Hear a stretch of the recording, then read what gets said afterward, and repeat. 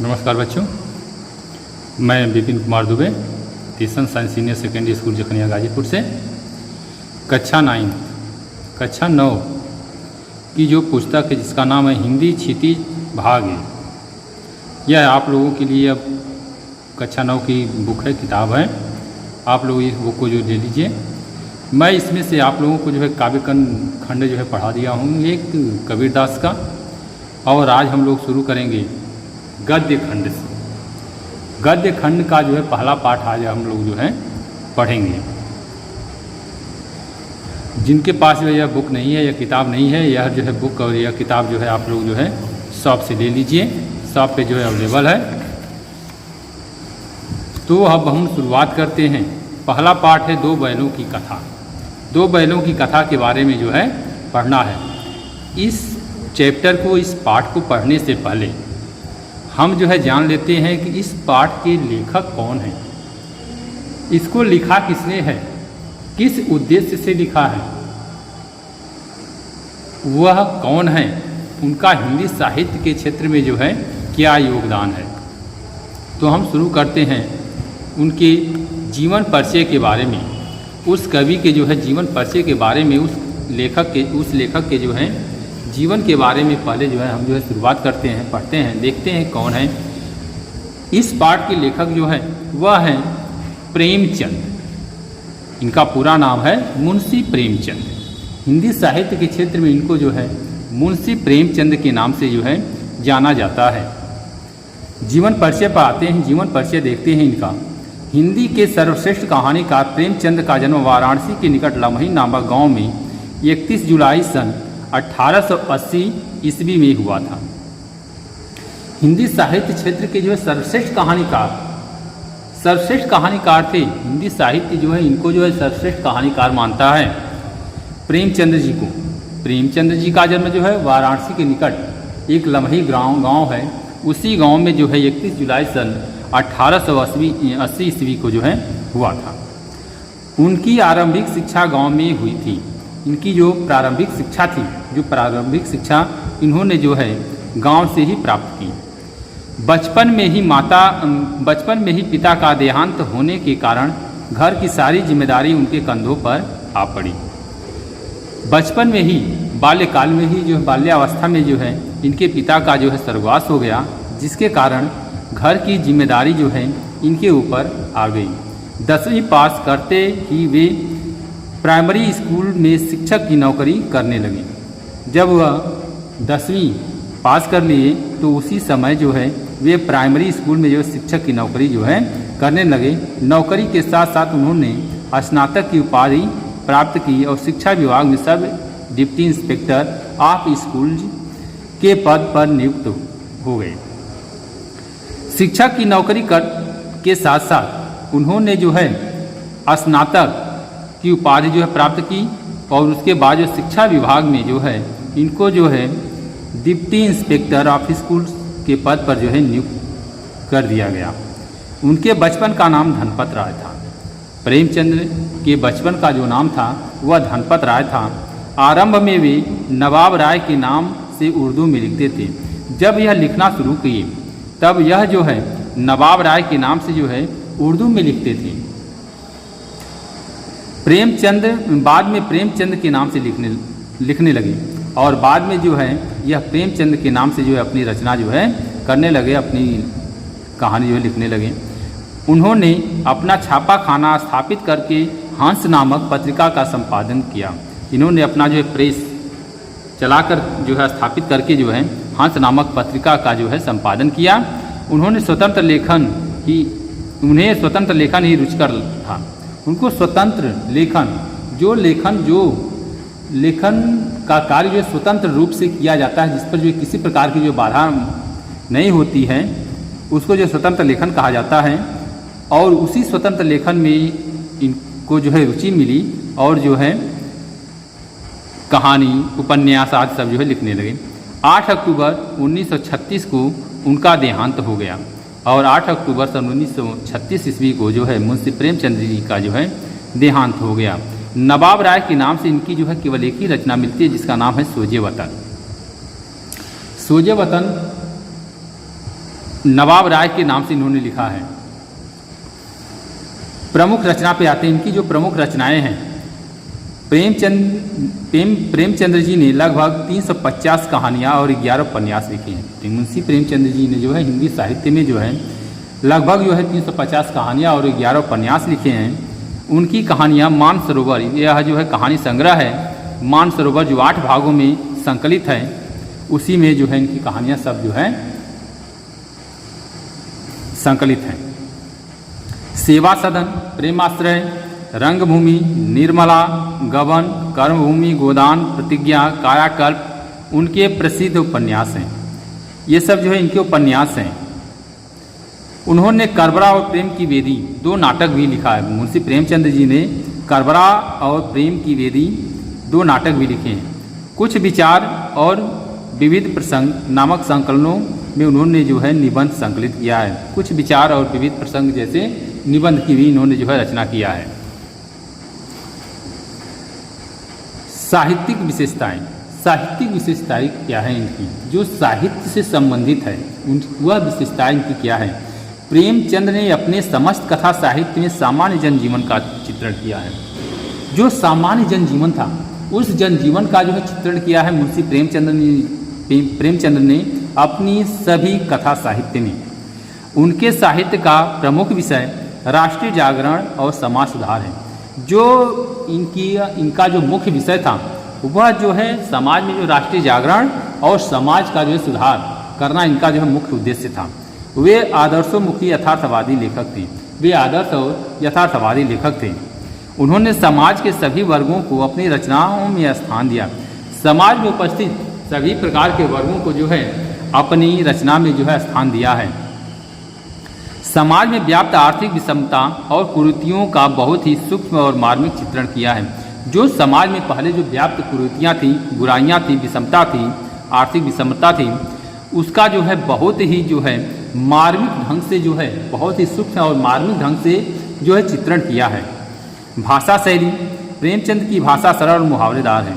इनकी जो भाषा है सरल है और लेकिन मुहावरेदार भी है। उन्होंने सामान्य लोक भाषा को साहित्यिक भाषा के रूप में अपनाया है। जो बोलचाल, सामान्य बोलचाल की जो भाषा होती है उस भाषा को जो है मुंशी प्रेमचंद जी ने जो है अपने साहित्यिक भाषा के रूप में जो है अपनाया है। जब हम इसको पढ़ाएंगे तो इसमें मिलेंगे कुछ ऐसे जो हम देहातों में जो गाँव में जो बातें होती हैं वे सब इसमें आएंगे। उनका पात्र चयन वातावरण और मनोदशा के अनुसार हुआ है। जो शब्द चयन था मुंशी प्रेमचंद जी का, जो शब्द चयन है वह पात्र और वातावरण और मनोदशा, उसकी मनोदशा के अनुसार है। उन्होंने अरबी, फारसी और अंग्रेजी के प्रचलित शब्दों का कुशलतापूर्वक प्रयोग किया है। अरबी, फारसी और अंग्रेजी शब्दों का भी जो है प्रयोग जो है अपनी रचना में जो है मुंशी प्रेमचंद जी ने बड़ी ही कुशलता, बड़ी ही जो है मार्मिकता के साथ जो है प्रयोग किया है। तो हम शुरुआत करते हैं अब कहानी। यह जो है एक कहानी है, 2 बैलों की कथा। 2 बैलों की कथा, यह जो है एक कथा है, कहानी है। तो थोड़ा सा हम इसके बारे में पहले जो है बता देते हैं, इसके सारांश के बारे में। ठीक है।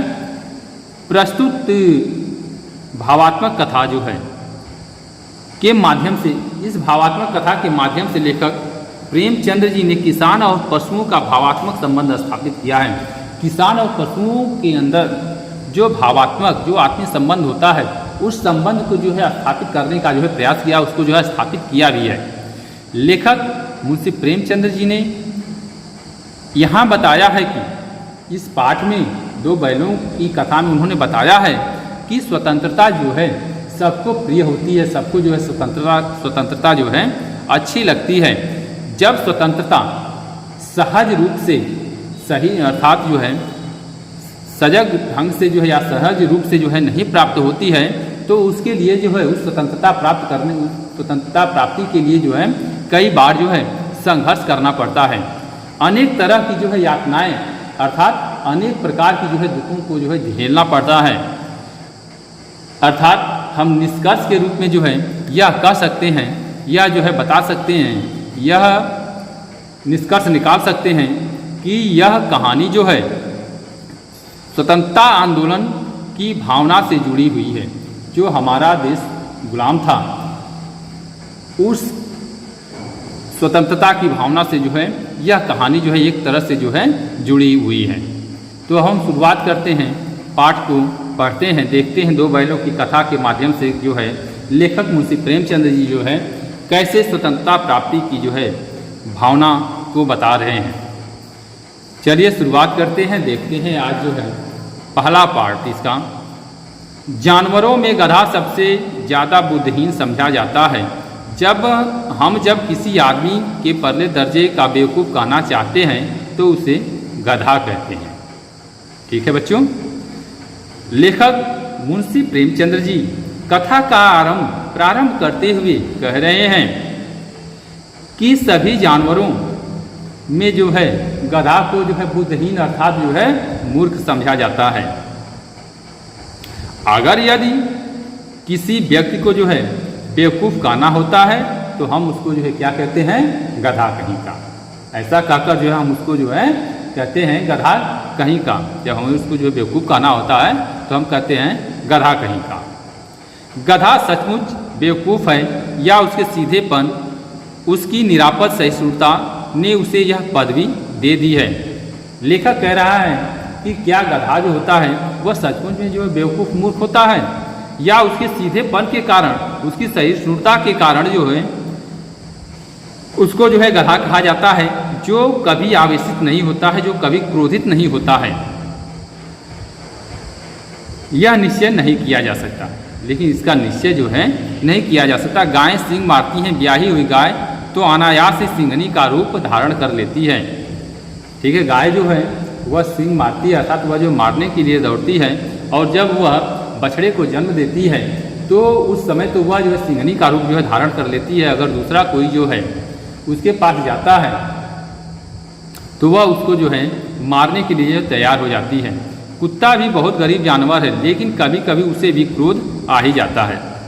कुत्ता भी जो है बहुत ही गरीब जानवर होता है, बहुत ही तुच्छ जानवर होता है, लेकिन कुत्ते को भी जो है कभी कभी क्रोध आ ही जाता है। किंतु गधे कभी क्रोध करते नहीं सुना न देखा। लेकिन गधे को जो है न तो कभी क्रोध करते देखा है न तो सुना है। चाहे जितना चाहे गरीब को मारो, चाहे तुम उसको जो कितना हो मारो, चाहे जैसी खराब सड़ी हुई घास सामने डाल दो, उसके चेहरे पर कभी संतोष की छाया भी न दिखाई देगी। चाहे उसके चेहरे पर कितना भी सड़ी हुई घास उसके सामने चाहे कितना भी सड़ी हुई घास डाल दो, लेकिन उसके चेहरे पर जो है असंतोष की, नाराजगी की छाया जो है, नाराजगी का प्रतिबिंब जो है नहीं दिखाई देता है। बैसाख में चाहे एक आध बार कुलेल कर लेता हो, पर हमने तो उसे कभी खुश होते नहीं देखा। लेखक कह रहा है कि वह चाहे बैसाख के महीने में कभी कभार जो है कुलेल कर लेता हो, लेकिन कभी उसे खुश होते जो है देखा नहीं है। उसके चेहरे पर एक अस्थाई विषाद अस्थाई रूप से छाया रहता है। क्या उसके चेहरे पर एक अस्थाई दुख जो है अस्थाई प्रतिबिंब के रूप में जो है छाया रहता है। सुख दुख, लाभ हानि लाभ किसी भी दशा में उसे बदलते नहीं देखा। वह किसी भी परिस्थितियों में जो है बदलता नहीं है। ऋषियों मुनियों के जितने गुण हैं वे सभी उसमें पराकाष्ठा को पहुंच गए हैं, पर आदमी उसे बेवकूफ़ कहता है। ऋषियों मुनियों के स्वभाव से जो है उसका स्वभाव जो है मिलता है, पर आदमी उसे बेवकूफ़ कहता है, लेकिन व्यक्ति जो है उसे क्या कहता है, मूर्ख कहता है। सद्गुणों का इतना अनादर कहीं नहीं देखा। लेखक कह रहा है इतने सद्गुणों का अनादर जो है मैंने कभी नहीं देखा। कदाचित सीधापन संसार के लिए उपयुक्त नहीं है, किंतु लेखक कह रहा है कदाचित जो है ज़्यादा सीधापन जो है इस संसार इस समाज के लिए जो है उपयुक्त नहीं है। देखिए न भारतवासियों की अफ्रीका में क्या दुर्दशा हो रही है। क्यों अमेरिका में उन्हें घुसने नहीं दिया जाता? क्यों नहीं ऐसी स्थिति क्यों होती है? क्योंकि वह जो है एक सीधापन है। बेचारे शराब नहीं पीते, 4 पैसे कुछ समय के लिए बचा कर रखते हैं, जीत तोड़कर काम करते हैं, किसी से लड़ाई झगड़ा नहीं करते, 4 बातें सुनकर गम खा जाते हैं, फिर भी बदनाम है। जिसका कारण जो है वे शराब नहीं पीते हैं, कुछ 2-4 पैसे जो है अपने बुरे समय के लिए जो है बचा कर रखते हैं, जी तोड़ जो है काम करते हैं, मेहनत करते हैं, किसी से लड़ाई झगड़ा नहीं करते हैं, जिसका दुख जो उनको जो है भोगना पड़ता है। कहा जाता है वे जीवन के आदर्श को नीचा करते हैं। अगर वे भी ईंट का जवाब पत्थर से देना सीख जाते तो शायद सब कहलाने लगते। जापान की तरह मिसाल सामने है, एक ही विजय ने उसे संसार की सब जातियों में गण्य बना दिया। अब थोड़ी सी यहाँ पर जो है हम बात करते हैं अपनी स्वतंत्रता की तरफ चलते हैं। तो कहने का तात्पर्य यह है कवि लेखक के कि अगर हम चाहते तो हमें स्वतंत्रता जो है पहले मिल जाती। अगर हम जो है अंग्रेज़ों के प्रति जो है उनके जैसा ही व्यवहार शुरू में ही करते, लेकिन हमने जो है वैसा व्यवहार जो है अंग्रेज़ों के प्रति जो है शुरू में किया नहीं। हमने जो है कुछ समय के बाद किया जब वो अपना पूरा आधिपत्य जो है जमा चुके थे। अगर उसी समय जो है उनका जवाब हम लोग जो उन्हीं के शब्दों में देते हैं, हमारे भारत के लोग जो है अंग्रेज़ों का जवाब जो है उन्हीं के शब्दों में देते तो बात कुछ और हो जाती। तो इसका जीता जागता उदाहरण जापान है। जापान ने एक ही विजय से पूरे संसार में जो है जाना जाने लगा है। लेकिन गधे का एक छोटा भाई और भी है, लेकिन गधे का जो एक छोटा भाई है और भी है, उसे कम ही गधा और वह है बैल। उससे कम मूर्ख है, लेकिन उसका नाम जो है क्या है, बैल है। जिस अर्थ में हम गधे का प्रयोग करते हैं, कुछ उसी से मिलते जुलते अर्थ में बछिया के ताऊ का भी प्रयोग करते हैं। जिस अर्थ में हम गधे शब्द का जो प्रयोग करते हैं, उसी से मिलते जुलते अर्थ के लिए हम कभी कभी जो मुहावरा बोल देते हैं, क्या एकदम बछिया के ताऊ ही हो, अर्थात कहने का मतलब है क्या एकदम मूर्ख ही हो। कुछ लोग बैल को शायद बेवकूफ़ में सर्वश्रेष्ठ कहेंगे, मगर हमारा विचार ऐसा नहीं है। बैल कभी कभी मारता भी है, कभी कभी अड़ियल बैल भी देखने में आता है और भी कई रीतियों से अपना असंतोष प्रकट कर देता है। अतः उसका स्थान गधे से नीचे है। लेकिन बैल जो है अपने अड़ियल स्वभाव के कारण जो है वह जो है गधे से नीचे है। इतनी पैरे का जो है एक बार सारांश आपको मैं जो है बता रहा हूँ कि इसका सारांश क्या है। इसके सारांश को जो है मैं आप लोगों को जो है बता रहा हूँ। इतने का जो है देखिए सारांश, मतलब लेखक मुंशी प्रेमचंद्र जी जो है कथा का आरंभ करते हुए बता रहे हैं, कह रहे हैं कि सभी जानवरों में जो है गधे को सबसे मूर्ख समझा जाता है। सभी जानवरों में जो है गधे को जो है सबसे मूर्ख समझा जाता है। यदि किसी व्यक्ति को जो है बेवकूफ़ कहना होता है तो उसे गधा कहेंगे। दूसरे जानवर तो आक्रोशित हो सकते हैं, किंतु गधा अपने सीधेपन सहिष्णुता के कारण कभी क्रोधित नहीं होता। बैसाख के महीने को छोड़कर जो है उसे कभी खुश नहीं देखा जाता। गधे को जो है बैसाख के महीने को छोड़कर उसे कभी जो है किसी भी महीने में जो है खुश देखा नहीं जा सकता, क्योंकि वह बैसाख के महीने में जो है उनको चारों तरफ जो है हरा हरा ही दिखाई देता है और वह जो जी भर के अपना जो है भोजन करते हैं, अर्थात घास को जो है खाते हैं। वह किसी जो है गधा जो होता है वह किसी भी परिस्थिति में जो है नहीं बदलता है। उसका स्वभाव जो है ऋषियों मुनियों के स्वभाव जैसा है। किसी तरह विदेशों में हमारे देश के लोगों इसी तरह जो है विदेशों में हमारे देश के लोगों को अपनी दुर्दशा को सहन करते हुए जीवन आदर्श को नीचा करते हैं। यदि वे उसका विरोध करते तो सब कहलाने लगते। अगर विदेशियों का वह जो है विरोध करने लगते तो वह व्यक्ति भी जो है सभी कहलाने लगते। वे लोग भी जो है सभी कहलाने लगते। जापान का उदाहरण देते हुए जो है लेखक कह रहा है कि जापान ने जो है एक ही विजय के कारण जो है पूरे संसार में जो है जाने जाना लगा है। लेखक इस पैरा में उन्होंने लेखक ने कहा है, लेखक बताता है कि गधे का एक छोटा भाई बैल है जो अपने अड़ियल स्वभाव के कारण गधे से जो है नीचे है। तो बच्चों आज के लिए इतना ही, बाकी जो है हम नेक्स्ट वीडियो में आप लोगों को पढ़ाएंगे। तब तक के लिए धन्यवाद।